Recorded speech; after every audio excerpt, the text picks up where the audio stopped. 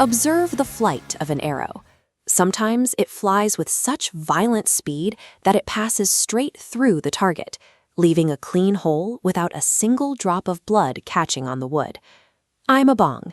We often focus on external enemies threatening the community, but history suggests the most lethal ideologies are those that look beautiful on the outside while hollow on the inside.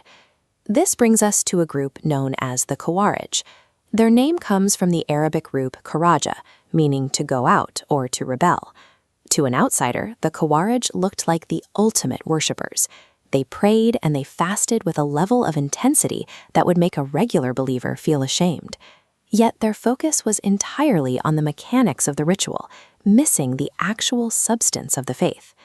These aren't just figures from a 7th century history book. The Khawarij represent a recurring psychological profile, a spiritual sickness that has migrated from ancient battlefields to modern digital communities.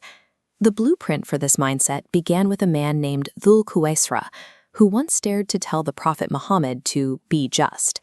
This moment established the Khawarij's defining trait, deep-seated arrogance and disrespect, disguised as superior religious concern.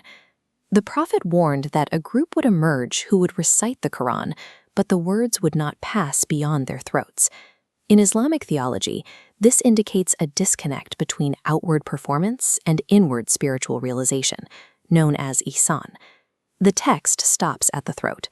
Without reaching the heart, outward actions are hollow, leaving the character unrefined by the religion's mercy. This ideology eventually fueled a rebellion during the Caliphate of Ali, where the group raised the slogan, Inil hukmu illa lillah, judgment belongs only to Allah. They took an objectively beautiful truth and used it to justify takfir, excommunicating and eventually killing fellow Muslims who disagreed with their political views. When the mechanics of religion are separated from inward spiritual growth, faith stops being a tool for healing. It becomes a weapon of division. While the original rebels were suppressed, the mindset resurfaced in later centuries. Scholars trace a lineage of rigid literalism from the 13th century verdicts of Ibn Taymiyyah to the 18th century reform movement of Ibn Abdul Wahhab.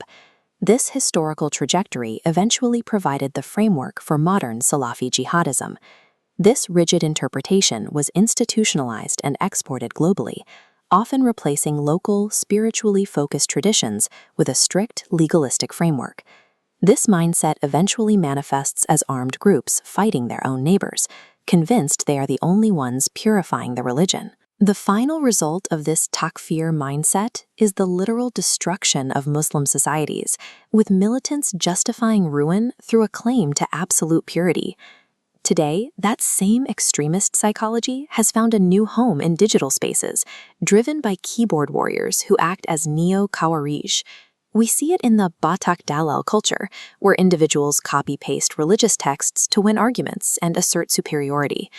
They are quick to label others as deviant, while lacking basic manners or adab. The digital extremist is fueled by the same engine as the ancient rebels, using a facade of piety to feed an unchecked ego. If your only goal in seeking religious knowledge is to feel superior to others, you've already lost the path.